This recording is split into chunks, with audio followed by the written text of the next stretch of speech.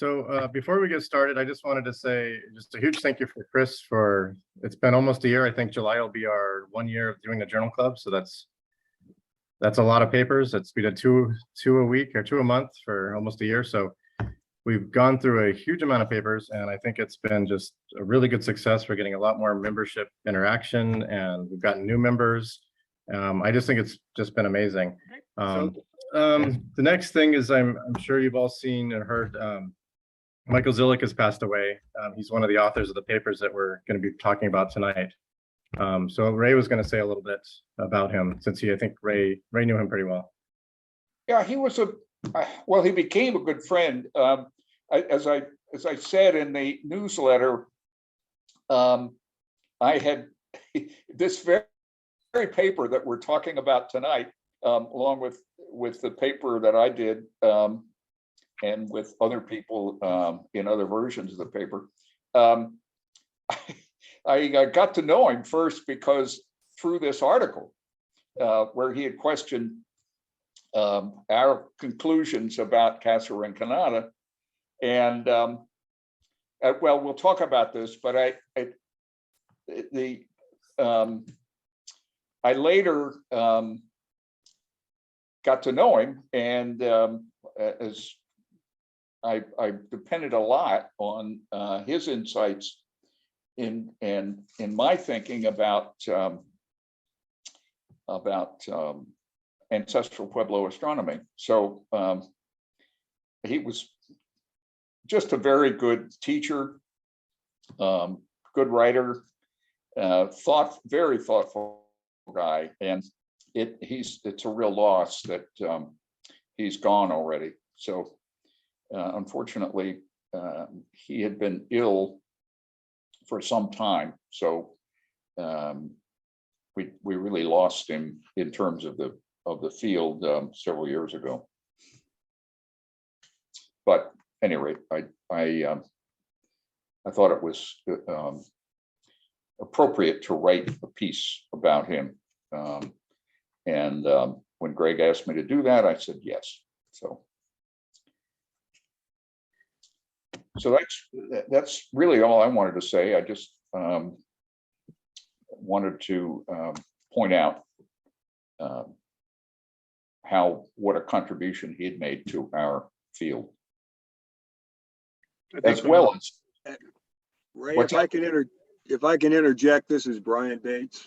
I had the great opportunity and learned a heck of a lot by working with Mike Zelick, and I would concur with what you've said entirely. So, and thank you for writing about his life and his contributions. Yeah, thank you. Yeah, I got to know Mike quite well, and I think my impression is his characteristic was a very, very precise worker. Yes. Very careful ethnographer. I mean, the work that he's done on sun observations and moon observations really reflect a great deal of in-depth investigation in the ethnography of the Pueblos. And he was, let's say, not subject to enthrallment about the mysteries and the wonders of the ancestral Pueblos. I mean, he was very careful and very precise, and certainly didn't go overboard in claiming great miraculous behavior of the ancestral Pueblos. Yep, I agree, absolutely. And as many people know, we honored Mike with our Lifetime Achievement Award at our 2019 conference banquet. And he was also very kind enough to be able to come to our 2011 conference in University of New Mexico, when we kind of redid the 1983 symposium. He and Jonathan Raymond and John Carlson and some of the other folks from that symposium were able to come. So we were honored to have him with us. Yep. Good. So, Chris, are you starting off, or? Sure. I shared the slide deck with Ray earlier because so much of this is his work, and I wanted him to be aware of at least, the structure that I put together for the conversation. So I would imagine tonight I will be moving slides and we'll be hearing a lot from Ray, hopefully. But, of course, we would like everybody to jump in.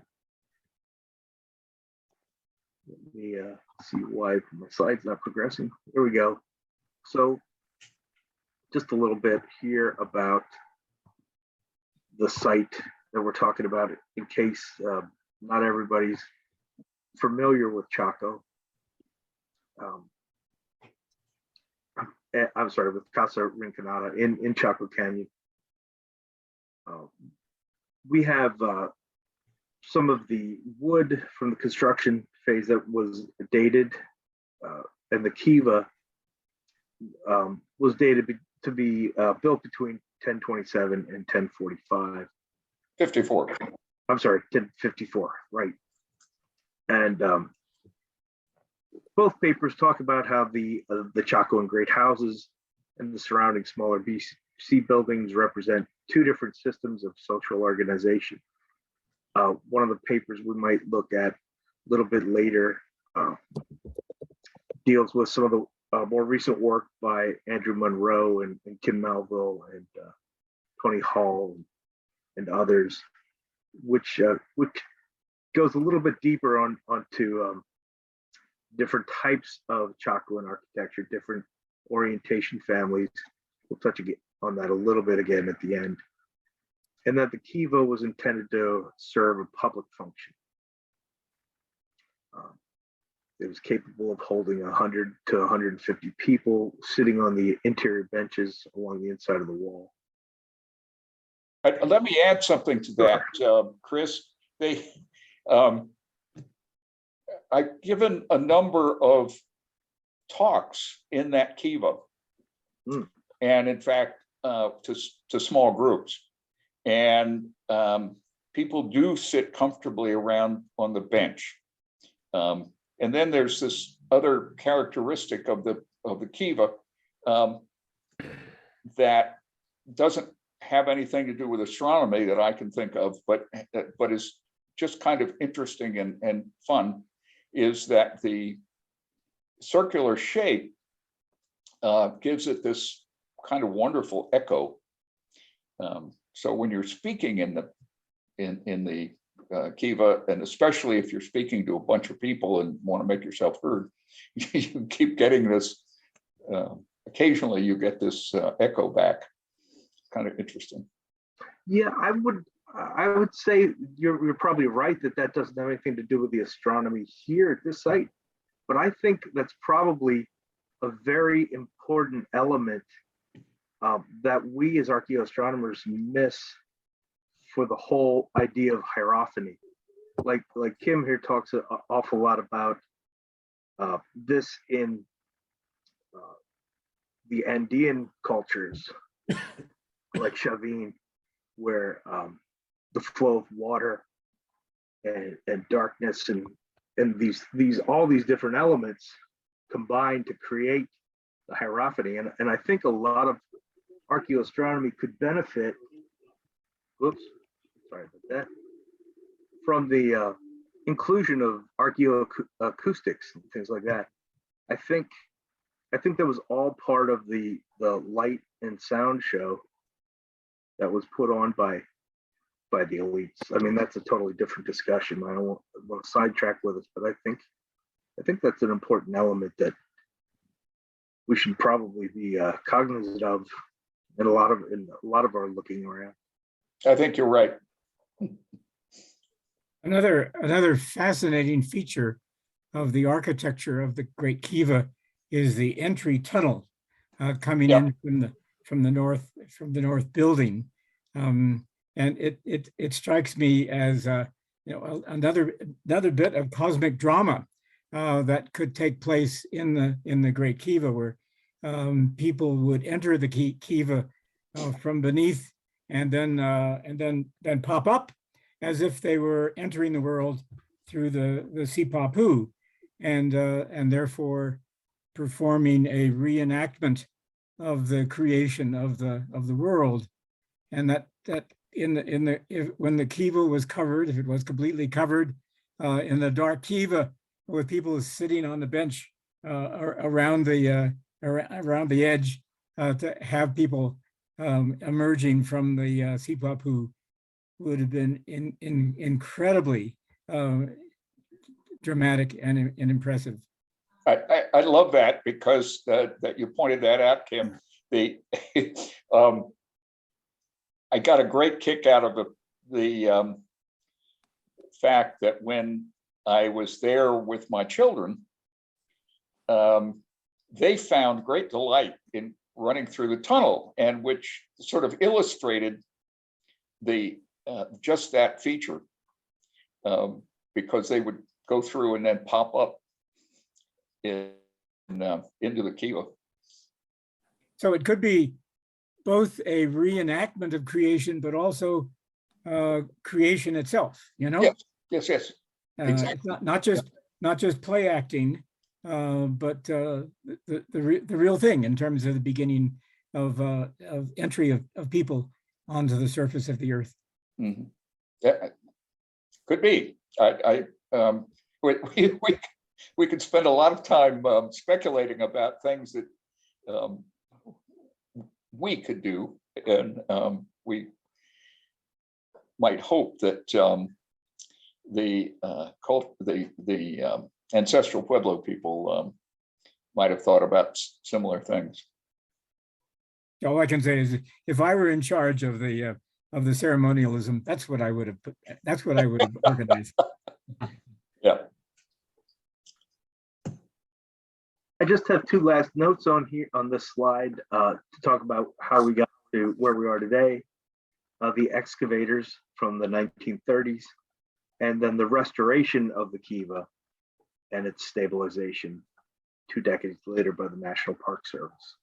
So that latter part will play a big part of our discussion as we move through talking about these papers. So Zelig's paper talks about the kiva and 4 critical components to the kiva that'll be important in astronomical considerations. The first is that we already talked about, the opening to the northeast corner of the wall, the remnant of rooms just outside the section of wall, 6 large niches on the inside of the wall, and 4 post support holes in the middle of the kiva. And he mentions 2 interpretations proposed originally by Ray and his contributors, first in a paper in 75, then 77, and then consecutive years 81 through 84. So I moved these in different order to match our conversation tonight. The first one that we're going to talk about is the light of the sun in the moments after the summer solstice sunrise, how it enters the northeast opening and creates a hierophany, which we call the sacred showing of the sun, if not an actual calendrical marker within the kiva. So that's where we're going to start the conversation. And then the second interpretation was Casa Rinconada, served as a cosmic model for the ancestral Puebloan people. Could I say something about the entry of the sun into those niches? As you all know, there's a whole series of small vigas surrounding the upper part of the kiva, and the interpretation that I've gotten from the archaeologists is that they were probably places to hang some kind of wall, some kind of decoration that would have covered the niches, and therefore it's possible, according to that interpretation, that no one ever observed the light entering those niches. We know in Chetruquetl, for example, there were niches that were completely closed in that contained huge numbers of turquoise beads, as you know, but these were private, secret, and sacred, and closed to the to the eye. And it's possible that these niches equally were closed to the casual observer. Indeed. Quite true. I'm not sure about hanging things in the kiva, but I mean, in other words, the that could be. It could also be that those, in some places, the poles that would stick out can function as a sort of shelf as well, because they're put 2 or 3 of those together, and you've got a potential shelf. So, just as a detail. The other issue, Chris, is this whole one of hierophany, which, thanks for commenting that we've looked into it. Hierophany, of course, is a creation of Mircea Eliade, and we had a chance to have Eliade come to Colorado several decades ago and talk about his ideas, which, as you know, he was a major influence in religious studies. His impression of, I asked him about hierophanies, and it's not just an appearance of the sacred, but it's a breaking through of the sacred, a dramatic and powerful breaking through of the sacred into the mundane world. And so I think a simple passage of sunlight made by a architectural design may not qualify for this kind of dramatic and violent breaking through of the sacred into the Yes, world. probably not in and of itself. Yeah, that's a very good point.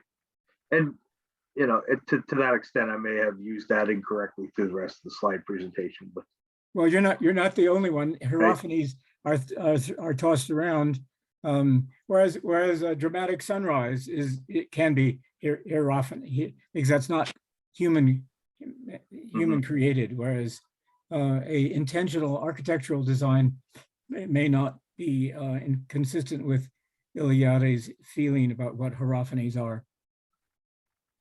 no, but I would argue that they could be an element of, or the archaeological remnants of what may have constituted a hierophany at the time. Well, certainly when you watch the public, when they have that event taking place guided by GB Cornucopia, there is a great arising from the crowd. I was going to say, once the sun reaches that niche, people are certainly impressed by that. And I have that right here. oh yeah, And it is really sort of amusing in a sense, because people know exactly what's going to happen because they've been told ahead of time. And as it's approaching that niche, they know it's going to reach it. But it's almost as though it's wonderful that the world is indeed functioning as an orderly device, and it works. It works. yeah. I think the appearance there is what really draws people. And just to put my cards on the table in this one, I think that is also what may draw us away from the truth of the situation as seen by the ancestral Pueblo people. So the appearance, one has to be careful about appearances because they can deceive. Ray, this is Brian Bates. I want to jump in here because we've all probably, or many of us have looked at the photographs that were taken back in the early 1900s Yeah. Some of them even late 1800s that are in the Chaco archives. And my recollection, and this is from GB as well, because he's the one who shared the site with me, is that that window was largely damaged. I should hit, but it was reconstructed. And so I think we have to take a grain of salt here and really have to dig into the ethnography and the cultural history of those people, trying to understand their perspective of what may have been a hierophany to them. Now, I don't doubt that this was something that was very, how shall I say this, very enticing, but I think we have to be careful not to project our own perceptions onto what others may have seen with this type of alignment 1,000 years ago. Yeah, I know Absolutely. Steve Lexon, who I think we all respect in terms of his careful analysis of architecture, feels that that room was indeed, that window was indeed closed. And he felt that the evidence was against the possibility of light entering the kiva from that northeast window. Yeah, Zilek in his paper pointed out that his first 2 points were that first you had to have the opening had been restored, and that there was probably walls on the outside of from that room on the north rooms there that would have prevented from entering unless you had another precisely lined opening, and the likelihood of that is probably fairly remote. One of the things that I noticed also is those rooms up on the north side there probably were more like preparatory rooms for the people that came into the kiva. So they may not have been open for other reasons. So I think, Mike's 2 top points are the architecture, and that's one thing I've always put a lot on, is you got to look at the architectural reconstruction history, the stabilization history of the site before you make pronouncements about alignments and things. You're absolutely right. And in fact, I would say that Mike reversed, well, by focusing on the questions about the summer solstice alignment, not exactly ignored, but downplayed the what I think is much more important, namely that the whole structure is in my view, is a model of the world. So, so what I would say today, based on all of the times that I've spent there, and also the careful measurements that we've done, is that the real importance to the ancestral Pueblo people is the kiva functioning as a model of the world. And I can say more about that a little later.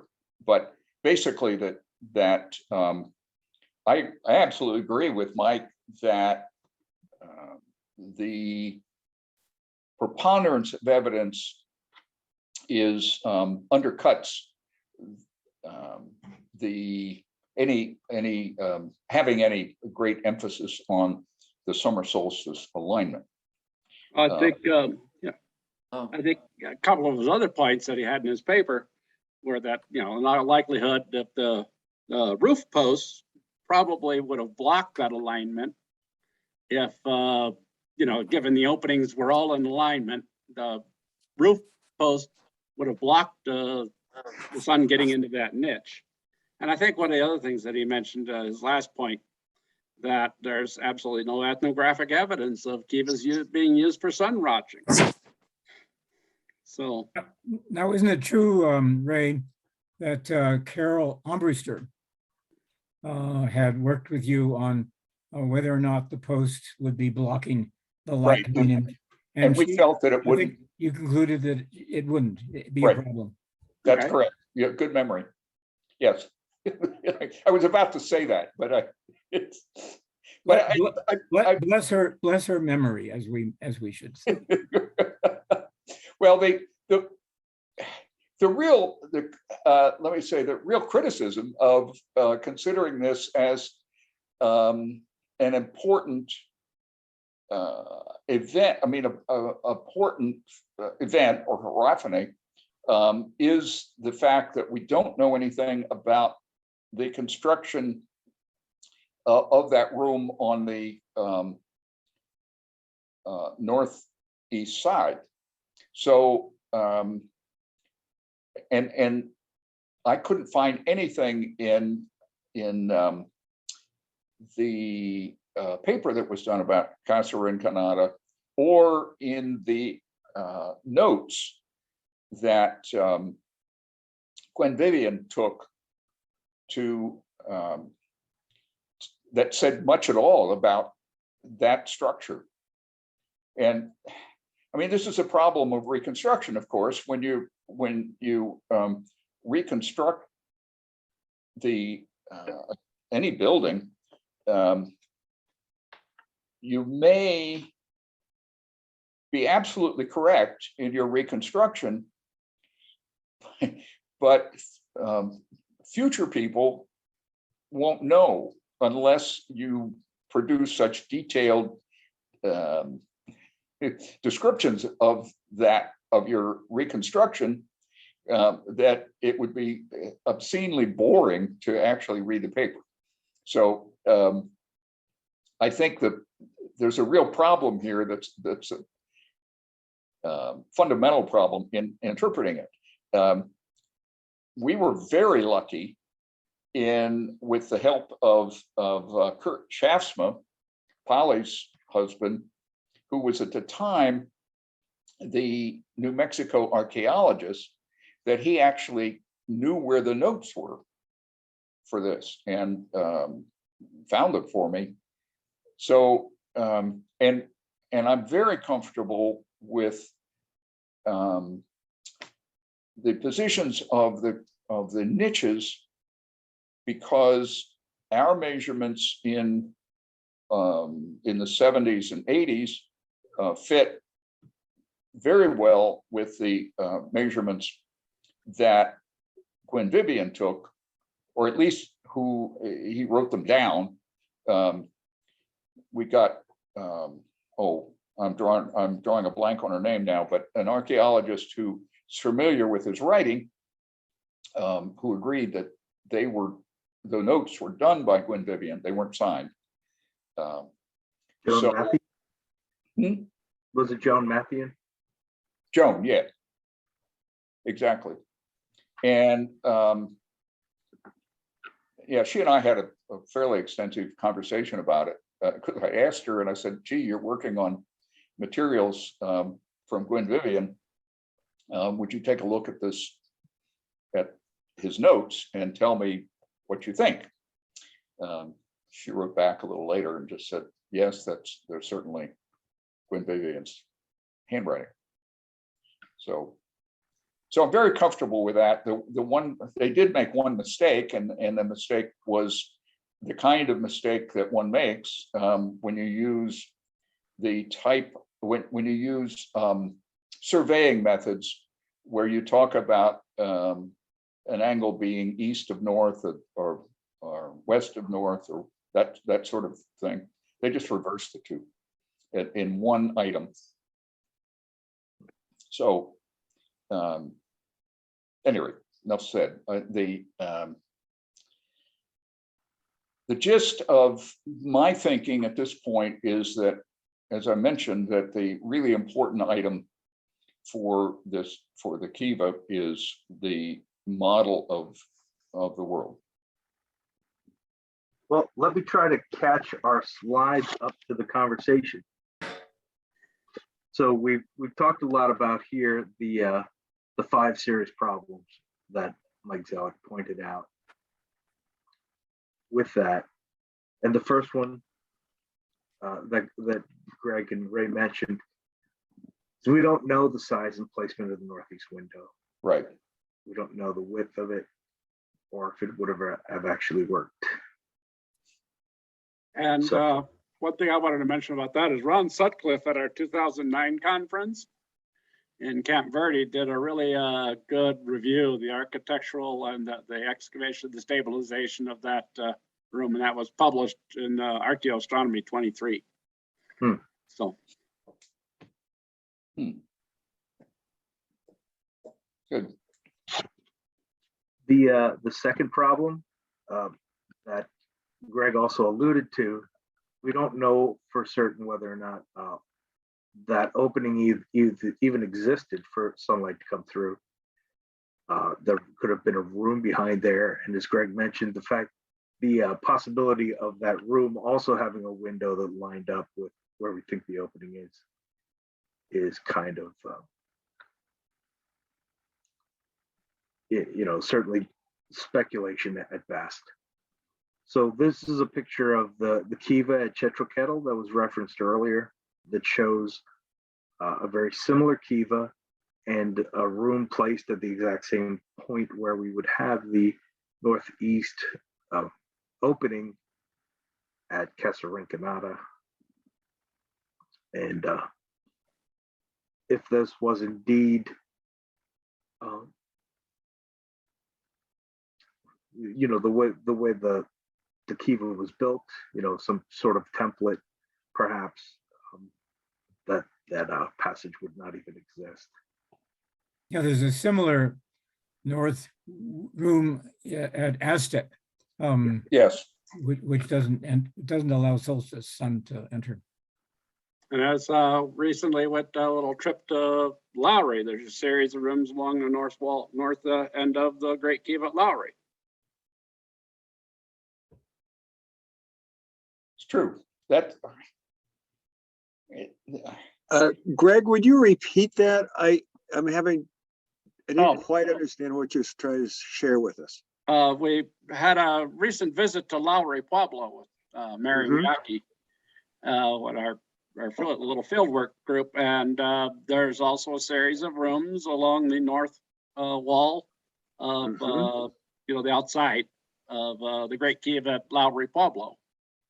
And her thoughts about those are the rooms that the performers use to prepare in. So. Exactly.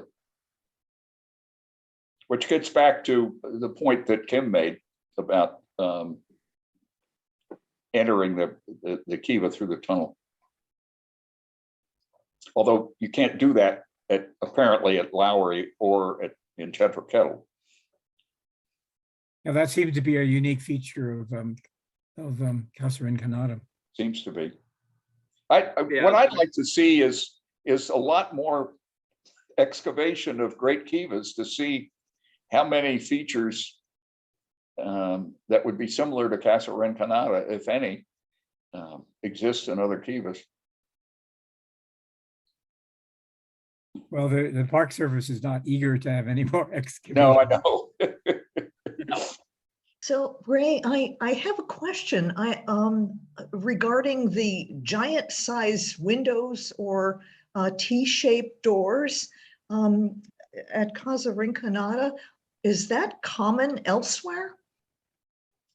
Well, there's certainly lots of T-shaped doors around, but not for the kivas. I don't believe in this picture that we've got in front of us at Chetroketl, that's not a T-shaped door, if I remember correctly. So I don't think it is common. But again, there are only a few great kivas from this era that have been excavated.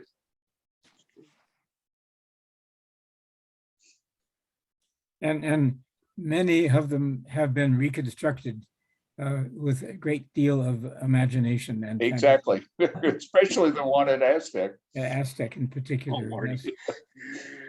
Thank you.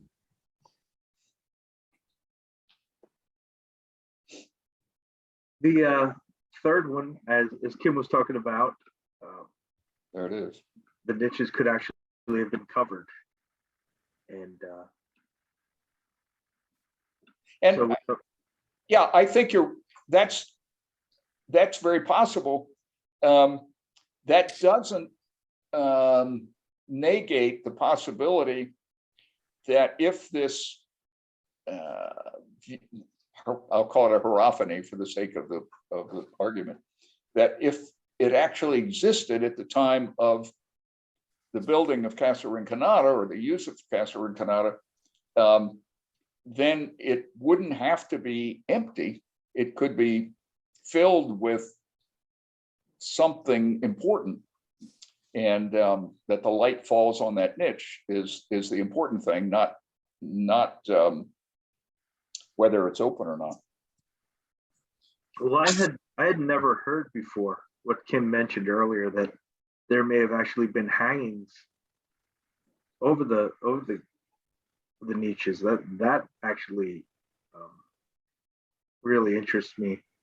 Well, those are very, very tiny vigas that are not obviously supporting the roof, or they're not structural, Yeah, structural support.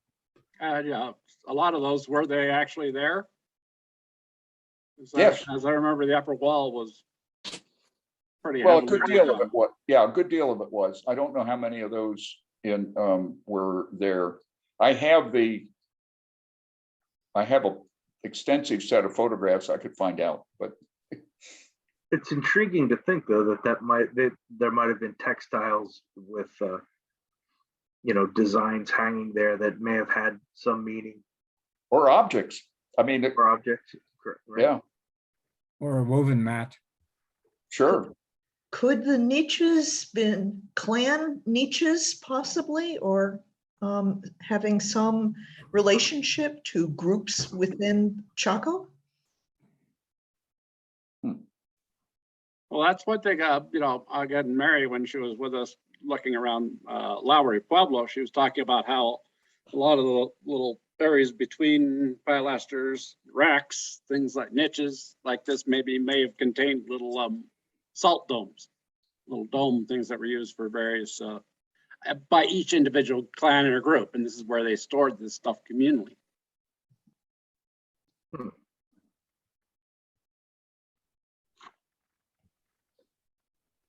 So the fourth problem that Zelic introduces is the post D. So he Right. talked about how the support discs found at the bottom were 4 feet in diameter. But Ray, I'd like to hear again what you guys thought about that. Obviously, just- you don't think the posts were 4 feet in diameter. Yeah, the post wouldn't be 4 feet diameter. Imagine bringing Right. a post that size Didn't happen, from, no. from the hills of the mountains of to the west, 50 miles away or whatever it is. I don't think so. I think the conclusion we came to is that Mike might be right, but again, the post could be a lot smaller diameter and still hold the roof up. So it's one of those open questions. Exactly.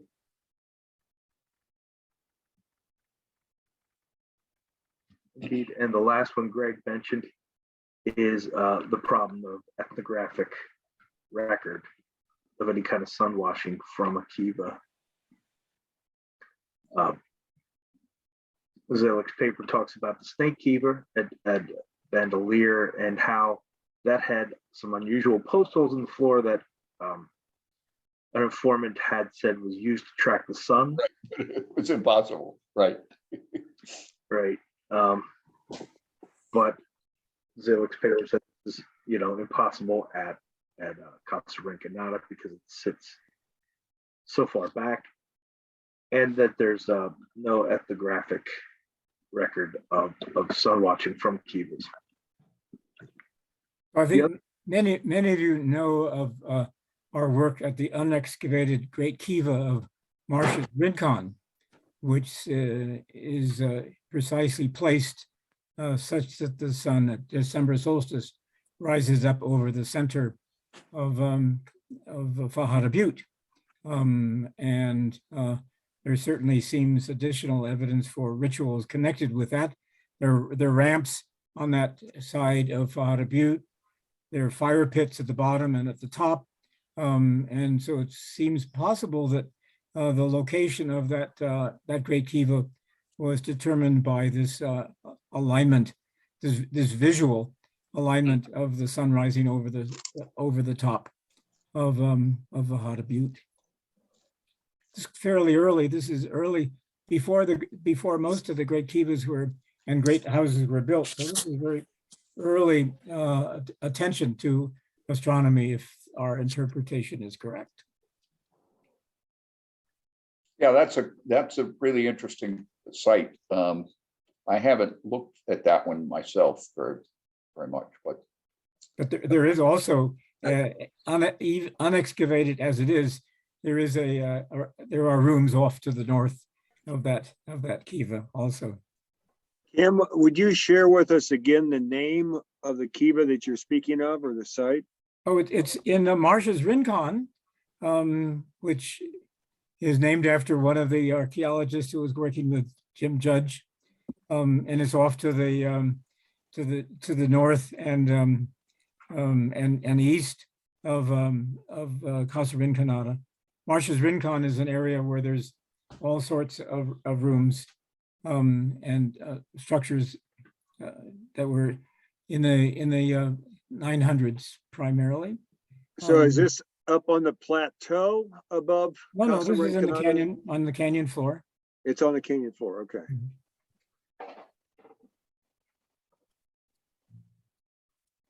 Thank you. That raises another interesting issue, is the relative importance of winter solstice over summer solstice.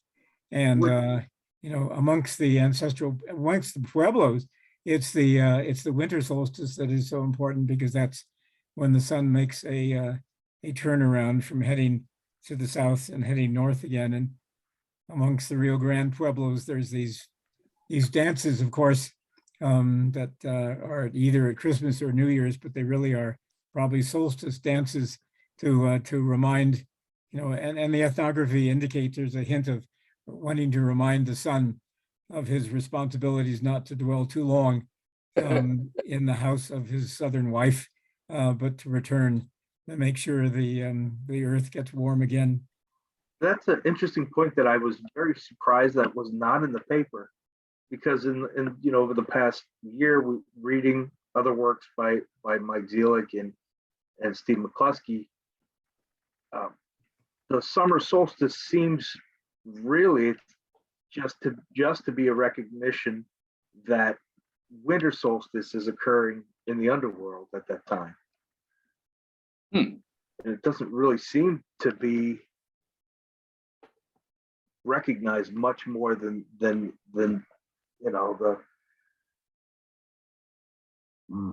Winter solstice, issue. excuse me, Chris. Mhm. Winter solstice is the time for any kind of pilgrimage and large festivals taking place. And if people are going to walk into Chaco for a ritual, for a celebration, winter solstice would be the time to do it. Planting is over, harvesting is over, hunting is probably over, and people are free to go into Chaco at winter for festivals and for trade, whereas summer solstice is a difficult time to travel. I think that you've had this for a while. Right. Which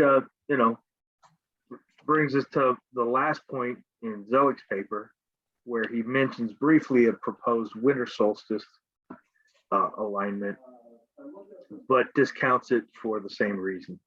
mhm. And that ties up his paper, which leads, I thought, very nicely into raised ladder discussion of the site. I'm not going to read this to you, but it's a summary of the measurements that were, Ray and his colleagues did at the site, and some of the findings. Anything you want to remark about here, Ray? Or No, well, only that that what I was struck with over and over again is the closeness of these alignments with the actual alignments that you could measure today with a fancy theodolite. And that I just think it's remarkably accurate. mm-hmm. So that's, and the other thing that I think is important here is the piling on, if you will, of the number 4. You see the square formed by the post holes, and accurate east-west, north-south alignments, and then of course the entire structure being oriented east-west, north-south, so forth. The other item is 28 niches, which could refer to the month, 28 days, more or less a lunar month. And the 6 lower niches, which you could interpret as representing the 6 directions: north, south, east, west, and up and down. How does the number of niches compare to like the Great Kiva at Chetrokettle? Is there any kind of similarity or standardization, or is this just really a unique structure? It's unique. I don't remember offhand the number, for example, the number of niches in the Kiva at Pueblo Bonito, which is oriented north-south, or at least, let me, the center line between the north and south door there is a north-south line. The rest of it doesn't. The features within the Great Kiva there don't match those in Casa Rinconada. Well, Pueblo Bonito was construction in 2 different phases. Right. Where the first phase was not oriented to the cardinal directions, but later was. Right. Right. Okay, so this is just a list Ray pulled out from Lopez Austin, whose work is very instrumental among Mesoamericanists as well. He talks about how humans observed the regularity of the cycles of the heavens and how they applied some of those concepts to their daily lives with respect to cosmovision or world views and their cosmology. They adjust their daily life to the celestial cycles, agricultural, diurnal, and anything that disrupted the normal, which could be comets, meteor showers, things of that ilk. And one of the bonuses for some of this observation was to create alignments and orientations of structures to the celestial sphere, modeled the cosmos. Are you working during the day, or are you retired? Wait a minute. We've got Brian on the phone here, so. You want to mute Brian real quick, Greg? Oh, I didn't know. I probably should have done that. I think he's about to. Yeah. There it is. Okay. Sorry about that. Yeah, I forgot. Oh, that's right. Another reason was to adjust the ceremonial lives to the cycles of the celestial bodies. Reading again over the past year, some of our other sessions with Zelik's paper and McCluskey is how two primary drivers for was to time both the agricultural cycle and their religious cycle. Using celestial observations as instruments of divination. Again, that was a very big driver as you move south into Mesoamerica. The observation of specific celestial bodies as part of a cult, which is based upon them, and we talked a lot about that last month with the Tlaloc war cult from Teotihuacan, which was very Venus-based. Mhm. And lastly, the astronomical knowledge used as a political tool to legitimize the power of the ruling elite, which is seen all over the place and nicely demonstrated with the Inca. And Ray points out one of the most important things that was not on that list is the determination of the directions in relation to the cosmos, because people's cosmology, can essentially be boiled down to their concepts of time and space, really. And you can't have space without directions. Right. So there's 4 major questions that Ray's paper asks. Is this your picture, by the way, Chris? I wish it was. It's this is a star trail. I don't know where I picked this up, but I had it sitting around for a while, and then when I tried to find it again, I couldn't. It clearly really nicely demonstrates the north-south alignment on Polaris right now. Right. Which of course wasn't there at the time of construction. So to answer this question, whether or not it was deliberate or intentional, Ray already mentioned the accuracy, which is 1/4 of a degree. So I don't know if anybody wants to comment on that at all. That's a pretty remarkable feat, I think, since there was nothing really to sight in on at the time. Well, don't forget that you can do that from the sun. So right. I just think that they knew perfectly well how to find a north-south line, Mm-hmm. and then to find the perpendicular to it was a really simple matter.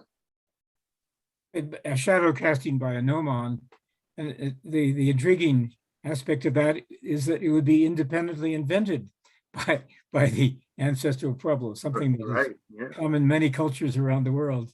But Yeah. they would have come up with it by themselves. Yes, I think so. Now, Yeah. one thing we don't know, and man, I'd love to have some data that would help us here. I mean, there's a little bit, but just backing off from Casa Rinconada, in particular, and thinking in terms of the connections with the South and with Mexico, there is quite a bit of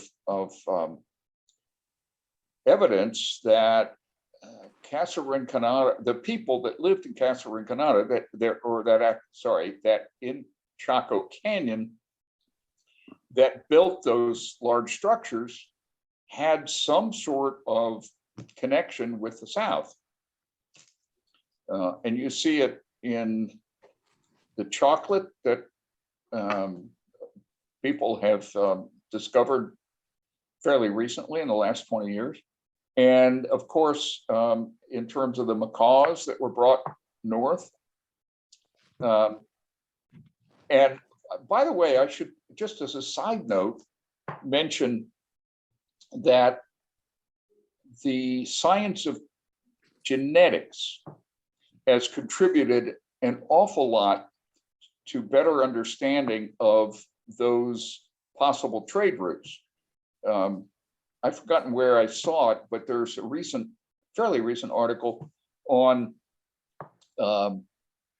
the macaws which were brought into Chaco, and that they may have been, they think they know where the macaws came from in Mexico. If I haven't mixed things up, I just read a short piece about it recently. I'd have to look it up. But the point is that it would be interesting to know how much of the astronomy here was in fact independently discovered or created, and or whether they were influenced in their astronomy by people from the south, from Mexico. Could be. Last month we talked about the Venus Maze rain complex in both the Southwest and Mesoamerica. Right. And one of the structures that really sticks out in that conversation is the circular temples from central Mexico and the Maya land, which Carl Taub says are dedicated to wind and rain. Uh-huh. And Ivan Sprock calls them Venus temples. Right. Where the truth might, be actually both. But the interesting thing I thought, and Kim and I were at another talk not too long ago where Tim Pocketet was talking about circular temples in the Cahokia region that he suggested might have some kind of connection. Oh. So I'm not saying at all that Evas play into that. I don't know if that's ever been looked at seriously, because certainly the circle is not owned by any one culture. But yeah, it's definitely interesting thought. Yeah. Yeah.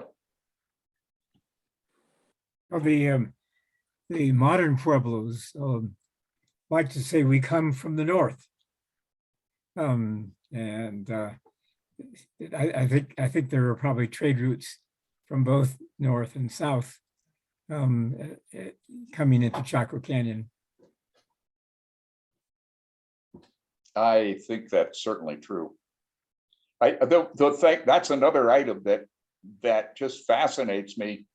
And by the way, that genetics can give us a better sense of by examining in very great detail the DNA of the people in the remnants of people that were in Chaco, comparing them perhaps with those in Mexico. I don't know if anybody has done any of that. It's harder to do today because of the NAGPRA rules, but it would be interesting to know if they can, as they have shown recently, that certain corn, maize, came from South America into Mexico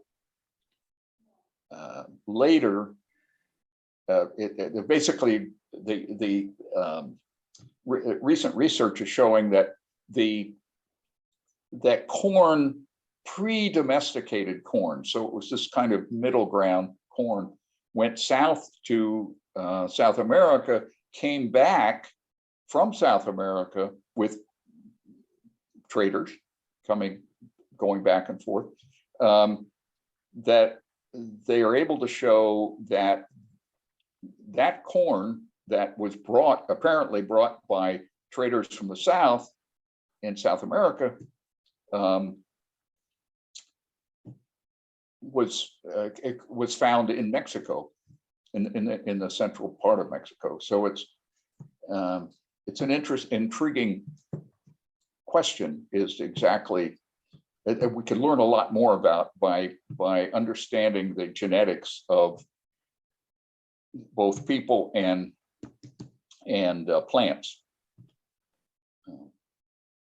So there's a lot to be known. And some of that kind of research would help with understanding, giving us better understanding of the cultural astronomy, I think.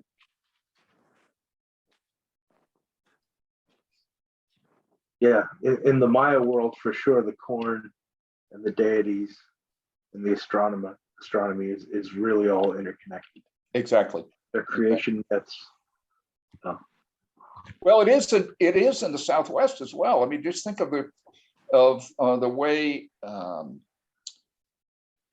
what's his name? That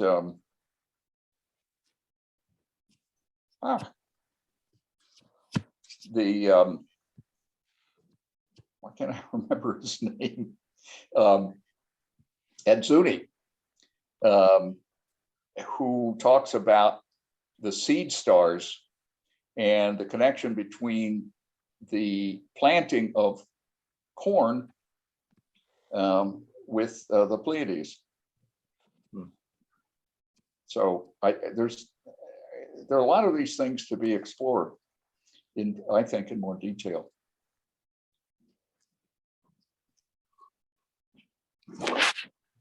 This is the Acoma creation story that Ray pulled from Hunt and I pulled from Ray.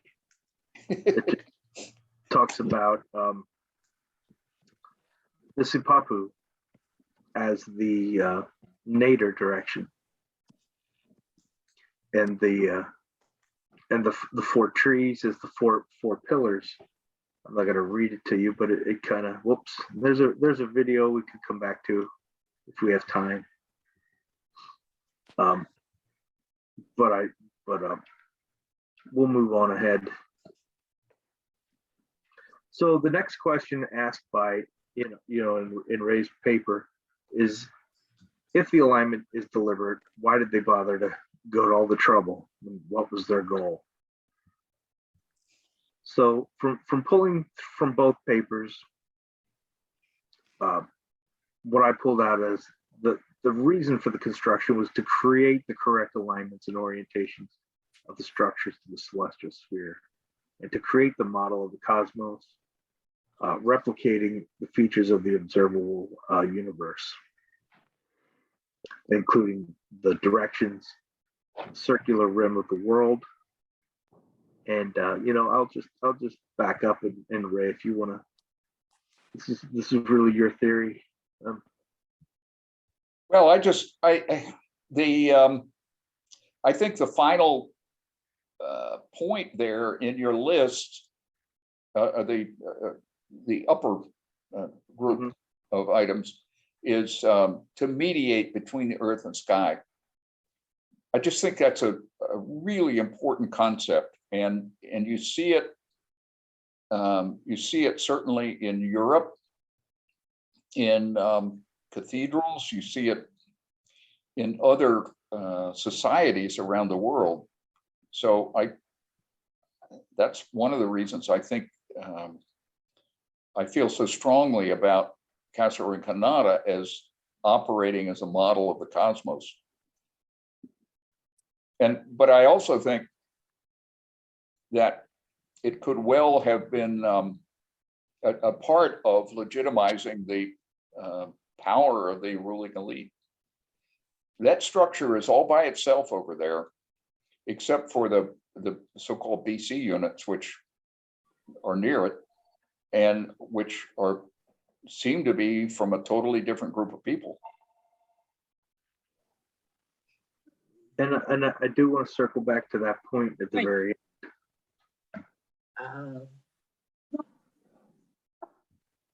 This is a schematic of Casa Rinconada and its orientation to the cardinal directions next to a cosmogram that I pulled from an issue of National Geographic, which ran a couple years ago, which did really nice paintings of different cosmograms from across the world. And it's really cool to actually, I think, just look at them side by side, and it really, I think, brings home, you know, what Ray's talking about here as a model of the way they conceptualized the cosmos. So, you know, were there other important astronomically related geometrical features in the structure? I would certainly answer yes. You know, the directionality, you know, to the 4 cardinal directions, 4 pillars. I mean, if you look at the Navajo cosmogram, you can see where the pillars are. You can see the Sipapu. It's you know, you can see the circle of the world, which, you know, forms the edge of the dome of the sky. Careful, they're really quite different cultures, but they Right. they do, by the way, they do interact. If you read the mythology, say in O'Brien's book or in Berard Haley's books, there's clearly a lot of interaction between the Pueblo people and the Navajos, and it shows up in their mythology, similarities, like the story of the creation of the stars is quite similar. Right. With the coyote. Yeah. Coyote impatience. Exactly. And people moving upwards from 4 worlds underneath. Exactly. Yes, indeed. So, but I love that. I love that image with the one that particularly intrigues me are the horses Right. riding the rim of the world, or the Right. rim of the sky, rather. So, Yes.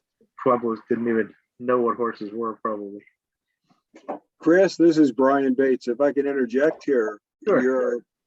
I'm thinking of a fellow named Kirby Gerchaw, who some of you may know. I don't remember which tribe he was from, but his ancestry, he claims his ancestry clearly came from Chaco. At any rate, he took the Chaco layout, as you see on the right-hand side here, and he actually drew circles, and I'll see if I can't find it and send it to Ray and to you, Chris. But the point behind it is that there are actually, it's geometrically very accurate at not only as a circle in itself, but in the, how shall I say this, in overlapping circles that Casa Rinconada itself is geometrically very, very accurate in its building and its placement relative to its orientation with north, south, and so forth, as we've already discussed. But that's coming from a native person, not from an Anglo researcher. Right. Does anybody know Kirby Gerchaw? Nope, never heard of him. Okay.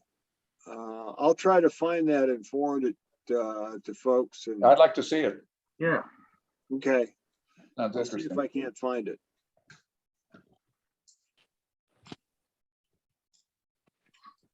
And then the last question asked in Ray's paper, was this original, these orientations, or were they an artifact of the excavation or reconstruction? There's some points, you know, which recall Vivian Rager's notes. But one of the things I wanted to point out is some of the work from Andy Monroe, Mhm. and you know, with his dissertation working under Kim, and some of the follow-up investigations, you know, has shown that the north-south, east-west cardinal direction orientation is one of 4 distinct orientation families of Chaco and architecture, along with south-southeast, east-southeast, and placement based upon views of solstitial horizon events. So we mentioned before Pueblo Bonito, which also has a very accurate north-south dividing line through the middle of the Great House, and there are certainly other examples, you know, that cluster into these different orientation families. Right. This being a big one, and part of his conclusions with this is that these different orientation families also represented different social powers vying for supremacy at different points, Mhm. taken temporally and spatially.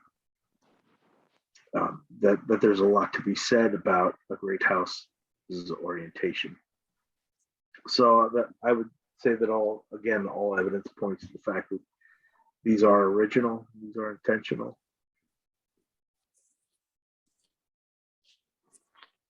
And I think that's the last slide I had, other than a video of G. Cornucopia showing Casa Rinconada. If anybody wants to see, I can pull that up. I don't know how we are for time. Mhm.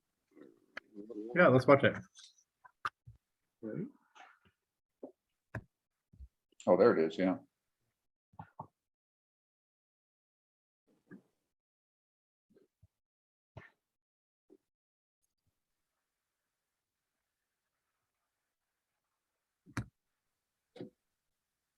Sound?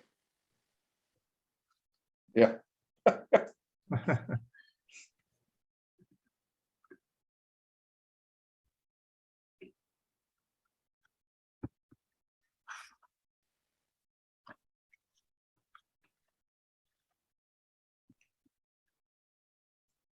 Did you make this, Chris? No, I just found it. Is there any sound? Oh, can you guys not hear it? Nope. No. No. Oh, sorry about that. Let me see if I can alter that.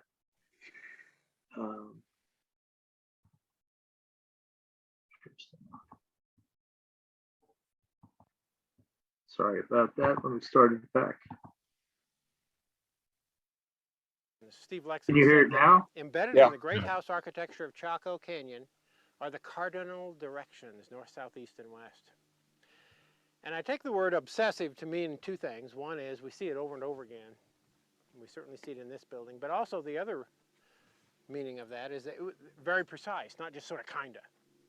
Example, if you look in here, you can see that this is a large T-shaped door, and then near the middle of the door is the stairway here on the south side.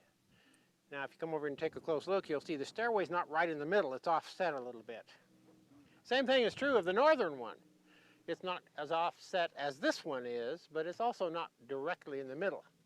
So the alignment happens between the stairways, not the doors. And the alignment here is north-south, precisely. Well, The number 7th niche, one of those lower, larger niches, you will see one of the features that plays a role in this alignment. The other feature is this window. Now, again, it's the only window here on the eastern side, the northern wall, east of the northern door. And on the summer solstice, the sun has gotten as far north as it's going to get. And we call it solstice because for the next 4 or 5 days, the sun will rise in that same far north position. And solstice means sun stands still. And it comes through that window. And on the opposite wall, above the niches, you get a rectangle of light shaped by that rectangle of the window. Now, over the next 25 minutes, the sun climbs into the sky with a bit of a slant to the south, and it brings that rectangle of light on the wall down into the north, and it settles into that number 7th niche. Only time of year you'll see that. And again, it will last for about a week. There's another alignment that occurs here that's not so easy to see because you have to be here 2 days of the year that you'll see it. 1 day in March, 1 day in September. This is the equinox. Now, the solstice sun seems to stand still for those 4 or 5 days at those extremes. So any solstice marker will last for about a week, but not so an equinox marker.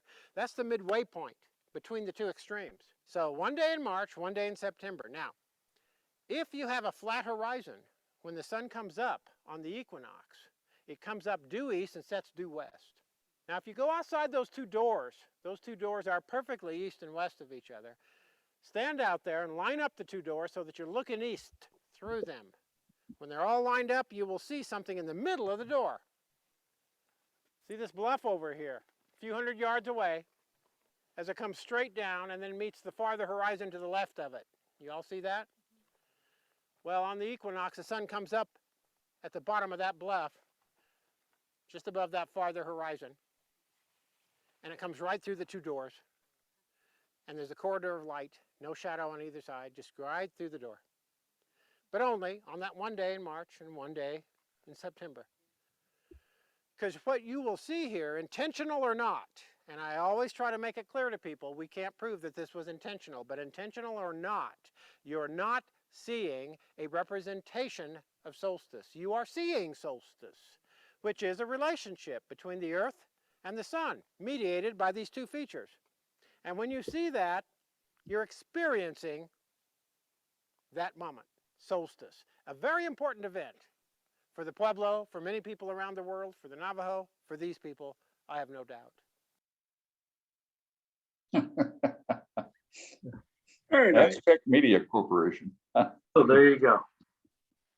And 100 of the first lucky contestants got to go in and see it this morning. Oh, that's right. Do they take people inside? Not inside the kiva, but yeah, No. you had to be in line by 5 o'clock this morning. Wow. And the first 100 people got in and got it. Everybody else, nope. Wow. I wasn't even up in time to see the solstice sunrise on my own horizon. Ours was a little cloudy. I was going to go up to Escalante. I was thinking about going up to Escalante. But You never made it, huh? yeah, there was enough low clouds on the horizon up in that direction. It wouldn't be worth it. Oh. You still bad. got time, Greg. I know. Yeah. We'll see what it's like. Hey, Chris, if you could allow me to share my screen. Yes. I did find this. Well, actually, that'll have to be Greg at this point. Oh, I don't even know how to do that. But I think you should be able to anyway, Brian. Okay, let me see if I can get back to what I found. Yeah, you should be able to. I should be, but that doesn't mean I will. Be able to share your screen. Right, I'm going to try. Okay, let me try this.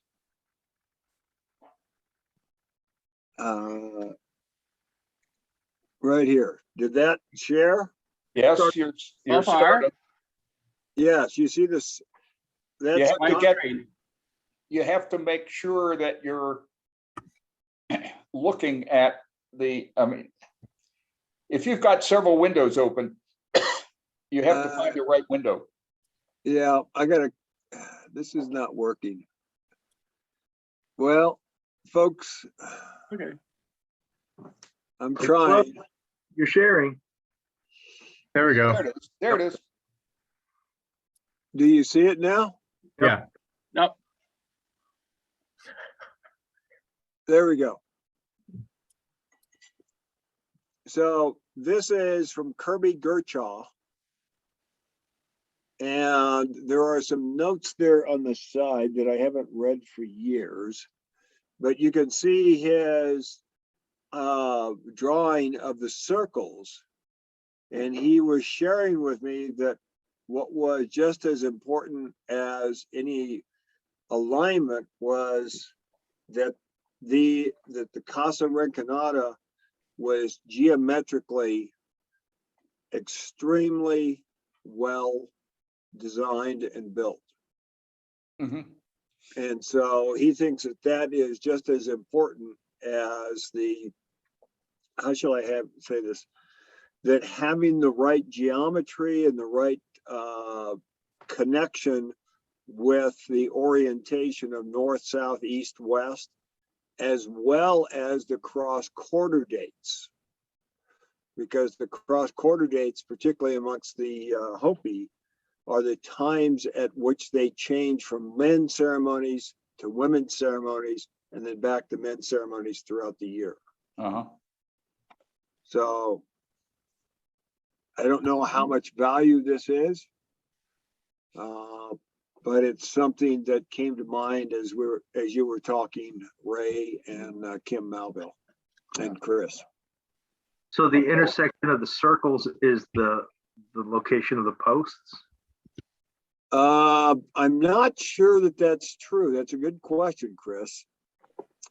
But it's at the radius of each of the circles, or the diameters of each of the circles are the same, and that this was an incredibly well-planned structure that's geometrically accurate within its positioning in the larger landscape. That makes sense to folks? Yeah, I don't that's think there's really doubt interesting. of that. And so the yellowish lines are the summer and winter solstices. The grayish lines that intersect due west, those are the lunastice, or this lunar standstill cycles. Interesting. So I can share this with others if you'd like me to send it to someone who can then share it with the society members. Yeah, why don't you just send it to me and Chris, and we'll figure out how to get it out.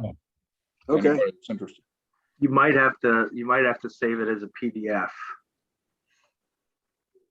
Because it might be a little large as a PowerPoint. Well, no, he can just pull that slide out. Oh, I got you. Yep. Yeah. Okay, well, I'll try to do that. Yeah, and I can post it with the papers on the Oh, website. good idea. So Yeah, that's good.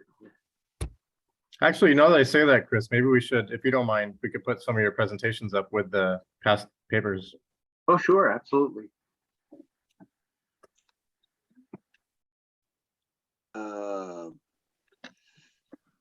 Okay.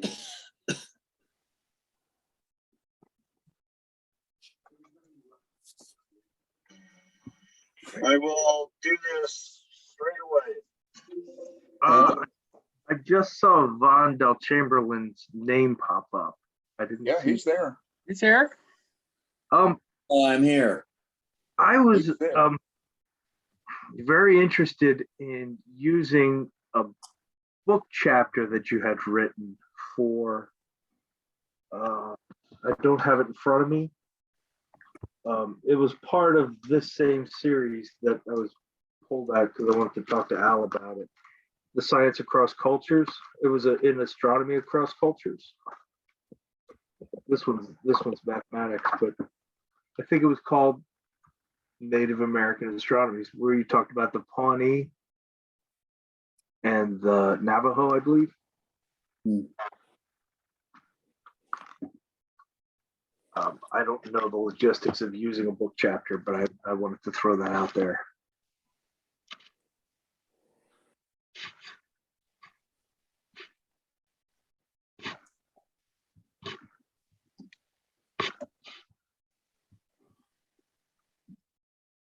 You're talking, Chris, about it's the Native American astronomy traditions, symbols, ceremonies, calendars, and ruins.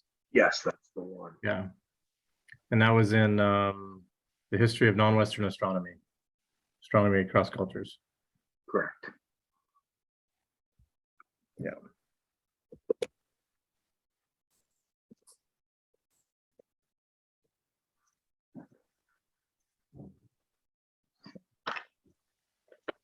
Brian, Yes. could you stop sharing your screen so we can see everybody? Oh, sorry. Okay, wait a minute. Sorry, folks. Stop share. There you go.